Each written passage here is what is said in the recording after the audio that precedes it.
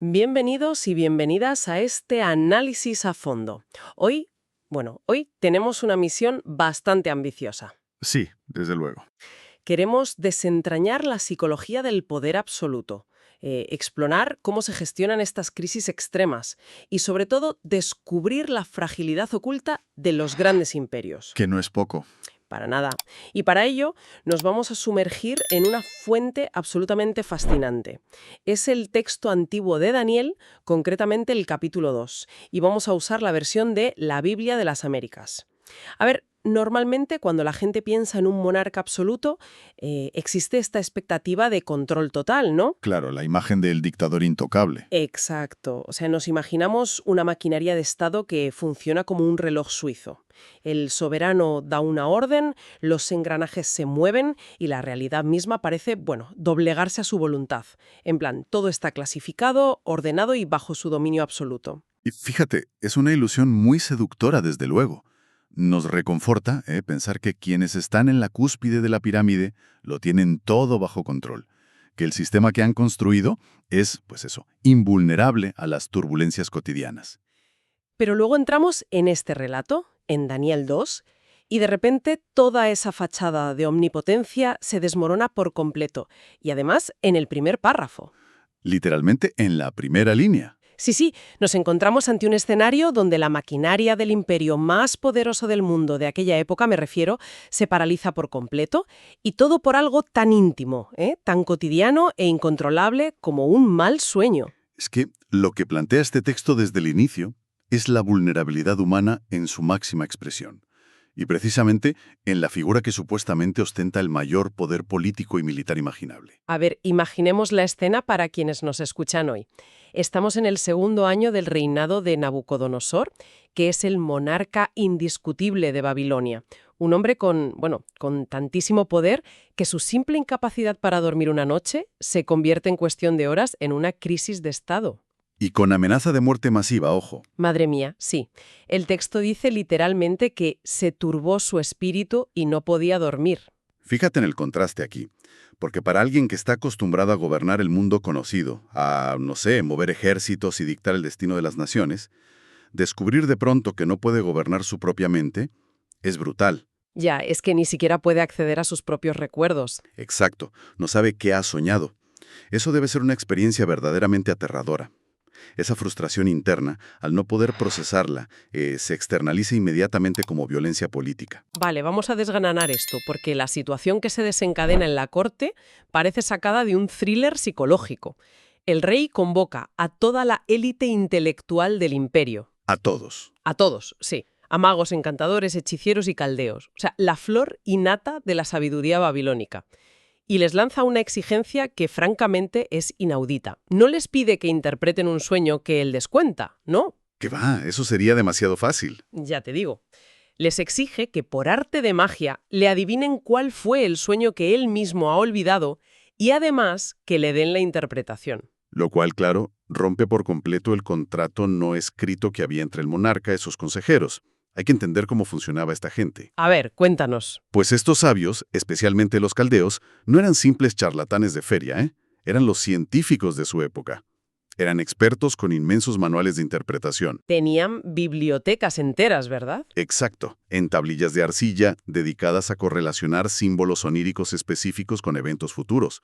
Pero claro, todo su intrincado sistema dependía de tener la materia prima. Necesitaban el sueño. Necesitaban el sueño. Sin eso no podían hacer nada. Es que es como si, llevándolo al mundo corporativo de hoy en día, el director general de una empresa multinacional llamara a todo el departamento de informática y amenazara con despedir, arruinar y mandar a la cárcel a toda la plantilla por no poder adivinar una contraseña que él mismo ha olvidado. Tal cual. O sea, la desproporción es brutal. La amenaza del rey es literal y muy espeluznante. Les dice que si no le adivinan el sueño, serán descuartizados y sus casas reducidas a escombros. Pero ojo, que si lo logran, habrá regalos y grandes honores. Lo fascinante de esto es la dinámica de poder que se revela en ese salón del trono. Los caldeos intentan introducir, un poco de cordura. Le responden en arameo: cuenta el sueño a tus siervos, y nosotros te declararemos la interpretación. Claro, lo lógico. Es la respuesta de manual de un técnico frente a un cliente que está pidiendo imposibles. Ya. Pero Nabucodonosor no atiende a razones. Se pone muy a la defensiva y les acusa de estar organizando una especie de conspiración. Les dice que solo quieren ganar tiempo y que, cito textualmente, se han concertado para hablar palabras falsas. Esa es la clave de su paranoia. Lo que me hace pensar, o sea, ¿realmente se le olvidó el sueño al rey o estamos ante una trampa deliberada? Porque fíjate, al exigirles que le digan el sueño de la nada, está poniendo a prueba la legitimidad de todo el sistema de creencias en el que se apoya su propio imperio. Es muy interesante eso. Es como una forma muy retorcida de decir, demostrad que vuestra conexión con los dioses es real y no solo un truco elaborado para sacarme dinero y mantenerme contento. Es una lectura muy perspicaz, de verdad, porque la paranoia del poder absoluto a menudo lleva a los líderes a destruir las mismas instituciones que sostienen su legitimidad. Se tiran piedras sobre su propio tejado. Exactamente. El rey se indigna profundamente porque los sabios acaban exponiendo una verdad muy incómoda. Los caldeos, al verse acorralados, terminan admitiendo su impotencia. Claro, no les queda otra. Le dicen abiertamente que ningún gran rey ha pedido jamás algo semejante, y que solo los dioses, y esta frase es importante, cuya morada no está entre los hombres, pueden resolver un enigma de ese calibre. Un momento, al decir eso están firmando su propia sentencia de muerte. Totalmente. Están admitiendo delante del hombre más poderoso del mundo que el conocimiento humano y sobre todo el aparato de Estado que ellos mismos representan, pues es inútil, que tiene límites que no pueden cruzar. Justamente. Y al confesar esa debilidad estructural, desatan la furia total del monarca. Estos líderes no toleran que haya algo fuera de su control. Y así es como, se publica el decreto. Todos los sabios de Babilonia deben morir, sin excepciones. Y aquí es donde la onda expansiva de esta, rabieta letal alcanza a personas que ni siquiera estaban invitadas a esa reunión en palacio. Personas que estaban tranquilamente en sus casas. Exacto. Buscan a Daniel y a sus amigos, que son unos jóvenes exiliados de Judá, para ejecutarlos. Lo cual nos lleva a la siguiente gran incógnita de este análisis. ¿Cómo demonios se maneja una sentencia de muerte ineludible y que es, a todas luces, completamente irracional? Aquí es donde presenciamos un cambio de tono radical en la fuente. Pasamos de la histeria colectiva en la corte, llena de acusaciones, gritos y, amenazas de descuartizamiento, a una clase magistral de contención y gestión de crisis. Sí, es un giro de guión total. Y todo arranca con la figura de Arioc, que es el capitán de la Guardia del Rey. Que Arioc no es precisamente un diplomático con el que sentarse a tomar un café y negociar. ¿Para nada? Es el verdugo oficial del imperio y ya está en la calle, con la espada en la mano, buscando cabezas. Y cuando llega a la puerta de Daniel para arrestarlo, la reacción de este joven es asombrosa. El texto utiliza dos palabras clave que de verdad deberíamos enmarcar. Dice que actuó con discreción y sensatez. Esas dos palabras lo cambian todo. Es que Daniel no entra en pánico, no suplica por su vida, no intenta, escapar por la ventana. Simplemente le pregunta a su verdugo, ¿por qué es tan riguroso el decreto del rey? Esa pregunta es una pausa táctica brillante. Introduce la racionalidad en un ambiente que, hasta ese preciso segundo, estaba dominado por un miedo completamente visceral. Es como si le echara agua fría a la situación. Exacto. Esa discreción y sensatez obliga a Arioc a detener la inercia de la violencia para explicar la situación. Y luego, Daniel toma una decisión que resulta impensable para el resto de los sabios de la corte. Va directamente a la boca del lobo. Se presenta ante el rey y le pide tiempo. Espera, me pierdo un poco aquí. A ver, el rey acaba de condenar a muerte a todos los caldeos precisamente porque les acusaba de querer ganar tiempo. Era su mayor punto de paranoia. ¿Por qué de repente le concede ese mismo tiempo a Daniel? Es un detalle sutil en el texto, pero tiene que haber una razón por la que Nabucodonosor frena la masacre. Pues el texto sugiere que la presencia y la autoridad que Daniel proyecta en ese momento son radicalmente distintas a la de los caldeos. Ya, transmite otra cosa. Claro, los sabios anteriores hablaban desde el miedo, desde la excusa, intentando salvar el cuello. Daniel habla desde una convicción muy serena. Y una vez que consigue este aplazamiento, lo interesante es lo que no hace. ¿Qué no hace? Los encierra en su cuarto a consultar frenéticamente pergaminos de magia ni manuales de astrología. Va a su casa y reúne a su equipo de confianza, a Ananías, Misael y Azarías. Y la estrategia que adoptan es clave, ¿verdad? Daniel ha entendido a la perfección lo que los caldeos dijeron en la corte, que la solución a este nivel de caos no está en la esfera de lo humano. Eso es. Así que él y sus amigos buscan la misericordia de lo que el texto llama el Dios del cielo, para que les revele este misterio. Y, según cuenta el relato, esa misma noche la respuesta llega en una visión. Si conectamos esto con el panorama general, debemos observar la reacción inmediata de Daniel al recibir la respuesta. Porque cualquier persona normal en su situación saldría corriendo en pijama hacia el palacio para salvar su cuello y el de sus amigos. Yo misma lo haría, vamos. Totalmente. Sin embargo, él se detiene. En medio de un reloj que hace tic-tac hacia su propia ejecución, el tío compone un poema, una alabanza profunda. O sea, es un momento de una quietud mental increíble dentro de la tormenta. Es fascinante. En ese poema, Daniel reconoce que Dios, y cito, cambia los tiempos y las edades, quita reyes y pone reyes. En las mismas narices del imperio inexpugnable de Nabucodonosor, este joven exiliado está afirmando que el verdadero control del universo no reside en el trono de Babilonia. Esa declaración, fíjate, tiene un peso teológico, pero sobre todo tiene un peso político inmenso. Al afirmar que existe una entidad superior que quita y pone reyes, Daniel está relativizando el poder absoluto de Nabucodonosor. Le está quitando importancia. Lo está despojando de su categoría de deidad intocable, de señor del mundo, y lo está colocando como una simple pieza temporal en un tablero muchísimo más grande. ¡Qué fuerte! Además, el poema resalta que Dios conoce lo que está en tinieblas, y la luz mora con él, lo cual contrasta crudamente con la oscuridad mental del rey, que recordemos, no podía ni siquiera recordar lo que albergaba su propia mente. Claro, la ironía es brutal, y aquí es donde la trama da un giro asombroso. Daniel vuelve a buscar a Arioc, el verdugo, y le dice algo increíble. Le dice, no des muerte a los sabios.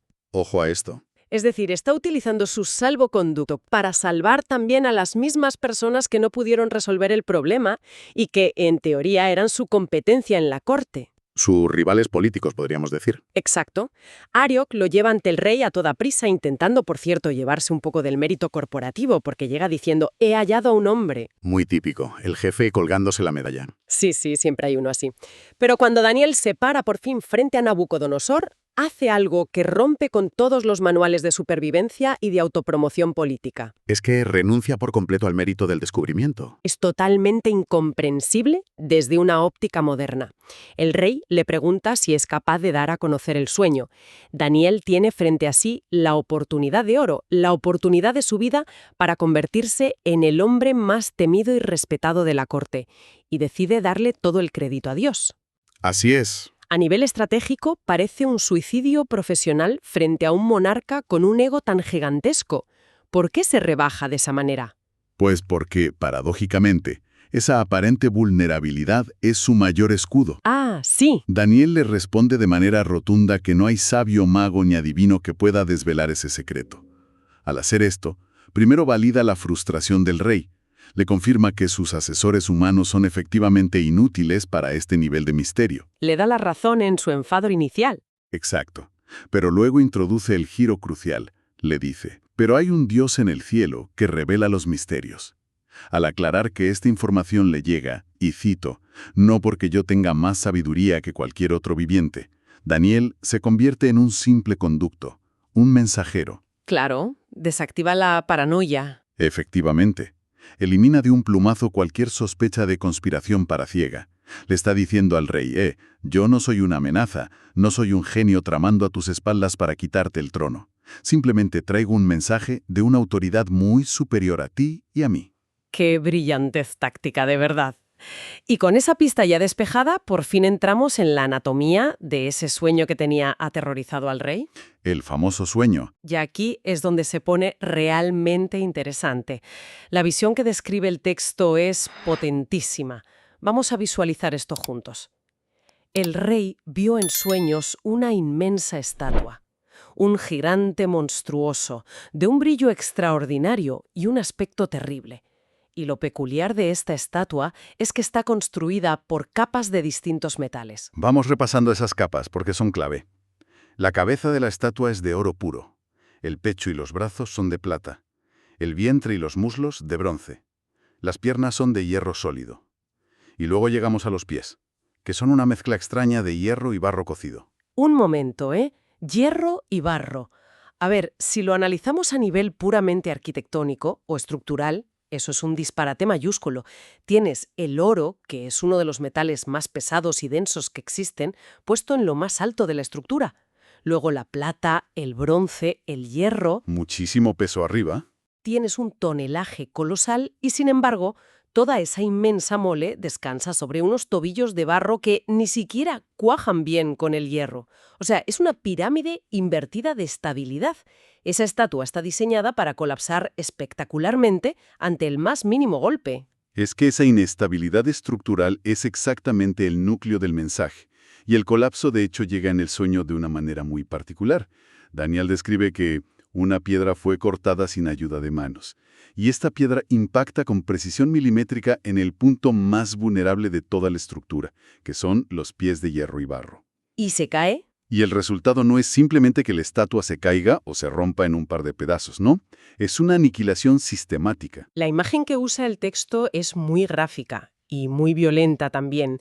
Dice que todos los materiales, el hierro, el barro, el bronce, la plata y el oro, fueron desmenuzados a la vez y quedaron como el tamo de las eras en verano. Una metáfora muy potente.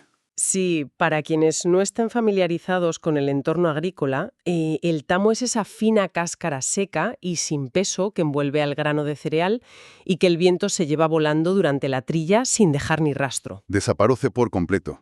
Literalmente, todo el peso de los imperios humanos se convierte en polvo suspendido en el aire y desaparece. El simbolismo de esta destrucción masiva es vital para entender la fuente, porque la piedra no asimila a la estatua, o sea, no la conquista para adoptar su forma o mejorar su estructura de gobierno.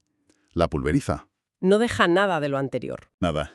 Y ese detalle de que la piedra fue cortada sin ayuda de manos es la clave de todo. En el lenguaje simbólico de la antigüedad, algo hecho sin intervención de manos humanas señala directamente a un origen puramente divino. Ah, claro, entiendo. Es el contrapunto absoluto a la estatua, que fíjate, tiene forma de hombre y está hecha de elementos que los humanos extraen de la tierra, funden y manipulan. Y para rematar, esa piedra que provoca el colapso de repente crece hasta convertirse en un gran monte que llena toda la tierra. Vale, el impacto visual es innegable. Pero ahora viene el verdadero problema, creo yo. A ver, ¿Cómo le decodificas esto al tirano que tienes delante sin que te corte la cabeza en ese mismo instante? Porque la interpretación que hace Daniel a continuación es de un riesgo monumental. se la juega mucho, ¿sí? Rey. Pero el golpe de realidad que viene justo a continuación es brutal. Entonces, ¿qué significa todo esto? Pues le está comunicando, sin filtros, que su imperio de oro puro, por magnífico que sea hoy, tiene fecha de caducidad. Y que será sustituido. Es que me pongo en el lugar de Daniel y, madre mía, menuda papeleta. Le estás diciendo a un líder absolutista que acaba de ordenar una masacre porque estaba de mal humor, le dices, después de ti se levantará otro reino, inferior a ti, y luego otro de bronce y un cuarto de hierro que lo destrozará todo. Es de una valentía increíble. Único, es solo el primer capítulo. Un capítulo que además termina. Es asombrosa. La secuencia de los metales que plantea Daniel encierra una paradoja fascinante sobre la naturaleza de la historia, o al menos como la veían. A medida que bajamos desde la cabeza hasta los pies de la estatua, el valor intrínseco de los materiales cae en picado. Del oro pasamos a la plata, de ahí al bronce, al hierro, y finalmente a esa mezcla pobre con barro. Hay una pérdida de valor evidente. Una clara degradación en el esplendor de estos reinos sucesivos.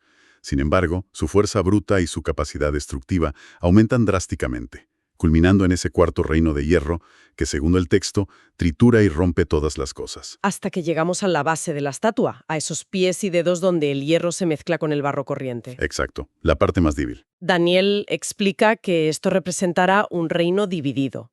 Parte será fuerte como el hierro y parte será frágil como el barro. Y menciona un detalle sociológico muy curioso. Dice que se mezclarán mediante simiente humana.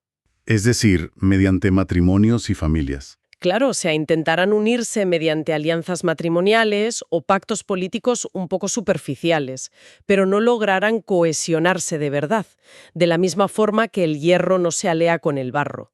Es un retrato calcado de la geopolítica internacional en casi cualquier época, ¿no te parece?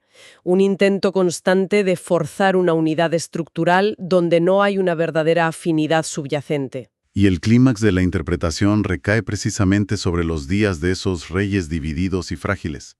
Daniel anuncia que en ese momento de máxima inestabilidad, el Dios del cielo levantará un reino que jamás será destruido. Ese es el significado de la piedra misteriosa. La piedra que no fue cortada por manos humanas. Esa misma. Es un reino que no será transferido a otros conquistadores, sino que desmenuzará y pondrá fin definitivo a todos los sistemas políticos y militares anteriores, permaneciendo para siempre. Y después de soltar todo esto, Daniel concluye su exposición diciéndole al rey una frase lapidaria: el sueño es verdadero y la interpretación fiel.